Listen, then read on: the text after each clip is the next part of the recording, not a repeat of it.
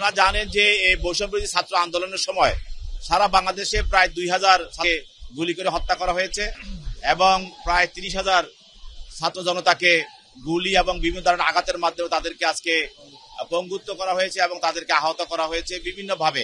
কেউ চোখ হারিয়েছে, কেউ হাত হারিয়েছে। এইসব মামলাগুলো তদন্তাধীন অবস্থায় আছে, তদন্ত চলছে। যেহেতু এই আসামিরা যারা আজকে এই তাদেরকে আনা হচ্ছে, এই আসামিরা অনেকেই সরাসরি অংশগ্রহণ করেছে এবং অনেকে তারা অপরাধমূলক ষড়যন্ত্রের সঙ্গে জড়িত ছিল, হাসিনাকে সহযোগিতা করেছিল। অতএব এই প্রত্যেকটি মামলায় তারা আসামি হবে এবং এই তার অপরাধমূলক ষড়যন্ত্রের কারণে তারা আসামি হবে এবং তাদের প্রত্যেকটি মামলা তাদেরকে জিগবে এবং তদন্তকারী কর্মকর্তা যখনই এইসব মামলাগুলোতে তাদের বিষয়গুলি তাদের জড়িত থাকার বিষয়গুলি পাওয়া যায় তখনই তাদেরকে এই তাদেরকে সোনারেজ করা হয় এবং তাদেরকে আদালতে নিয়ে আসা হয়। এবং যে আপনারা যে বলছেন যে এই মামলাগুলোতে তদন্ত চলছে, আপনারা জানেন অবস্থায় যে বিষয়গুলি পাওয়া যায় সেটা তদন্তকারী কর্মকর্তার একান্ত তার আইনে তাকে সুরক্ষা দেওয়া হয়েছে।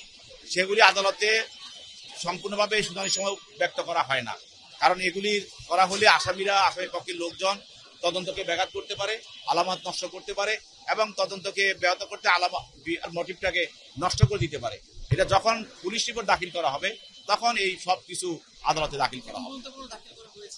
এ পর্যন্ত তদন্ত চলছে, তবে অনেক অগ্রগতি আছে। আমরা আশা করছি কয়েকদিনের মধ্যেই কয়েকটি মামলার চার্জশিট দেওয়া হবে।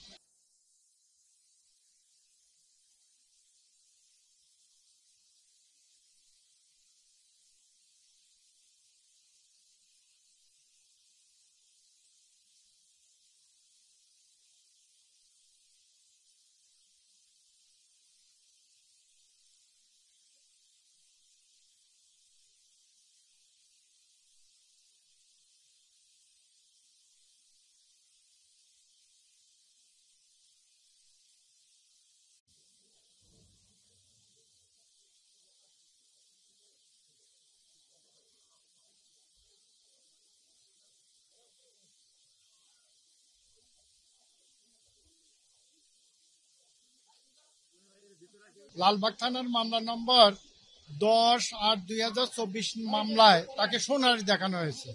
দেখা যাচ্ছে এই মামলায় মোট 73 জন এজাহার নামীয় আসামি। এখন আমার এই সোলেমান সেলিমের নামে এজাহারের নাম নাই, যেহেতু 73 জন সুস্পষ্টভাবে টাইপ করা আছে, তখন আমার নিবেদন হলো যদি উনি এটার সাথে এই হত্যাকাণ্ডের সাথে বা এই ঘটনার সাথে জড়িত থাকতেন, নিশ্চয়ই বাদী দীর্ঘদিন পরে এই মামলাটা করলে নিশ্চয়ই উনার নামটা যদি সত্যতা পাওয়া যাইত, নামটা নিশ্চয়ই এজাহারের তার নাম দেওয়া হইতো। কিন্তু দীর্ঘ পরে আইসা উনাকে এই মামলা সোনারি দেখানো হয়েছে। উনি এটার সাথে সংশ্লিষ্টতা ছিলেন না এবং এই ঘটনা তো ওখানে নাই। তাছাড়া যে এখানে এই ঘটনাটা ঘটছে সেখানে সিসি ক্যামেরা সহ বিভিন্ন ক্যামেরা আছে। সেখানে সিসি ক্যামেরা যদি থাকতো তার চেহারা, তখনই তার এই ধরনের কোনো কিছু এই তদন্তকারী কর্মকর্তা দেখাতে পারেন নাই। তারপর আমরা জামিন চেয়েছিলাম, মাননীয় দল বলছেন এটা পরবর্তী সংশ্লিষ্ট আদালতে জামিন শুনানি করবেন। মামলাগুলা সবগুলাই দেখা যাচ্ছে যে 302-এর মামলা। 302-এর মামলা যে ঘটনাগুলো হয় ম্যাজিস্ট্রেট আদালতে, এটা স্বভাবতই 302-এর মামলা এবং সেন্সিটিভ বিষয়, এই কারণে হয়তো মনে হয় আমরা জামিন পাচ্ছি না। এটা হচ্ছে আদালতের দিক থেকে। আর আমাদের যেটা হচ্ছে দেখা যায় যে এজাহার এবং সংশ্লিষ্ট বিষয়ে আমরা এটা জামিন পাওয়ার হকদার। হয়তো পরিস্থিতির কারণে হয়তো আমরা জামিনটা পাচ্ছি না। না হলে যদি সুষ্ঠু বিচার এবং এজাহার ফরওয়ার্ডিং সবকিছু যদি যাচাই করে দেওয়া যায় তাহলে আসলে আমরা জামিন পাওয়ার নিশ্চয় হকদার ছিলাম। এখন পরিস্থিতির কারণে হয়তো আমরা জামিনটা পাচ্ছি না।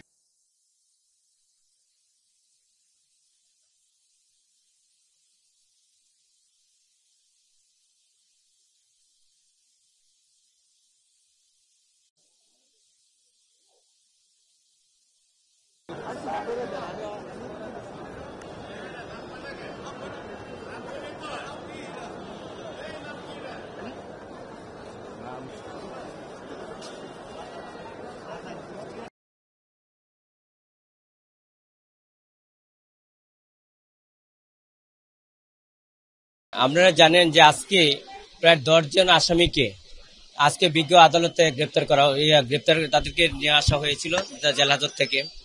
তার ভিতরে আপনার আইন ও বিচার সংসদ বিষয়ক মন্ত্রী আনিসুল হক এবং প্রাক্তন নৌ পরিবহন মন্ত্রী খান এবং ঢাকার উত্তরের মেয়র আতিকুল ইসলাম এবং যাত্রাবাড়ি থানার প্রাক্তন ওসি আবুল হাসান এবং আপিল ডিভিশনের সম্মানিত বিচারপতি শামসুজ্জোহা চৌধুরী মানিক, তাদেরকে বিভিন্ন থানায় তাদেরকে শুনানি দেখানো হয়েছে, গ্রেপ্তার দেখানো হয়েছে। শামসুজ্জোহা চৌধুরী একটি মামলায় 7 দিন রিমান্ড চাওয়া হয়েছিল। বিজ্ঞ আদালতে আমরা বলেছি যে শামসুজ্জোহা চৌধুরী মানিক একজন বীর মুক্তিযোদ্ধা, দেশের জন্য জাতির জন্য উনি যুদ্ধ করেছিলেন। উনি বাংলাদেশের সুপ্রিম কোর্টের সর্বোচ্চ আদালতের আপিল ডিভিশনের দায়িত্ব পালন করেছিলেন।